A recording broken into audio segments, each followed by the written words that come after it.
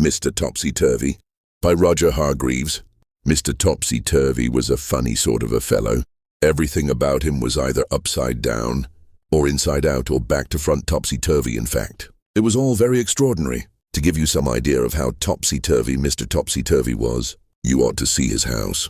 The front door is upside down to start with, and the curtains hang upside down at the windows.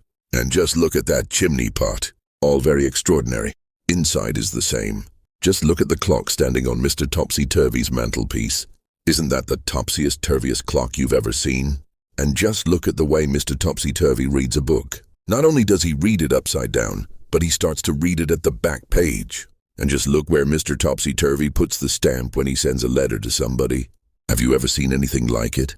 Now, this story is all about the time Mr. Topsy-Turvy came to the town where you and I live. Nobody is quite sure how Mr. Topsy-Turvy got there, or where he came from, but he did arrive, because somebody saw him getting off the train. The trouble was, he did it in a topsy-turvy way, and got out the wrong side and fell onto the railway line, which really isn't all that surprising, is it? When he'd picked himself up and managed to find his way out of the station, Mr. Topsy-Turvy went to a hotel to find a room to spend the night. The hotel manager tried not to smile when he saw Mr. Topsy-Turvy walk into his hotel carrying his suitcase upside down and with his topsy-turvy hat on his head. "Good afternoon, sir," he said. "Can I help you?" Now, something you didn't know about Mr. Topsy-Turvy is the way he speaks. You see, he sometimes gets things the wrong way round. "Afternoon good," said Mr. Topsy-Turvy to the hotel manager. "I'd room alike." The manager scratched his head. "You mean you'd like a room?" he asked. "Please, yes," replied Mr. Topsy-Turvy. Eventually, the hotel manager managed to work out what Mr. Topsy-Turvy was talking about, and he was taken up in the lift to a bedroom. Then Mr. Topsy-Turvy unpacked his suitcase, put on his pajamas and went to bed.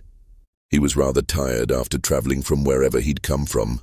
The following day, Mr. Topsy-Turvy went round the town, but what a fuss his going round the town caused. He took a taxi from the hotel, but so confused the taxi driver trying to tell him where he wanted to go, the poor man drove straight into a traffic light. "Oh dear," said Mr. Topsy-Turvy, "I am sorry very." Then he went into a big department store in the middle of the town. He walked up to one of the counters. "I'd like a sock of pairs," he said to the lady behind the counter. "You mean a pair of socks?" She smiled and showed him a pair of bright red socks. Mr. Topsy-Turvy put them on his hands. Then he tried to leave. But being Mr. Topsy-Turvy, he tried to walk down the up escalator, and all the people who were going up the up escalator all fell over themselves. It was a terrible topsy-turvy jumble. That day, Mr. Topsy-Turvy did all sorts of topsy-turvy things. He walked backwards across a street crossing and caused an enormous traffic jam.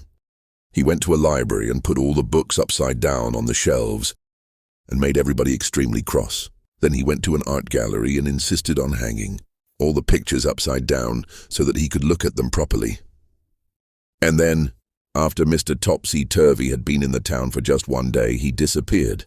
Nobody knew how he went or where he went, but he certainly went because he wasn't there anymore. The whole town breathed a sigh of relief.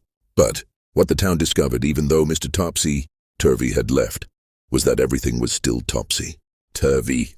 "Read all it about," shouted the newspaper sellers. Instead of shouting, "Read all about it."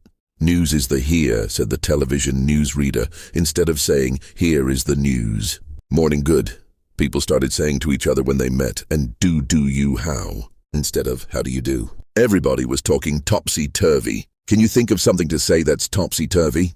Go on, try. The end.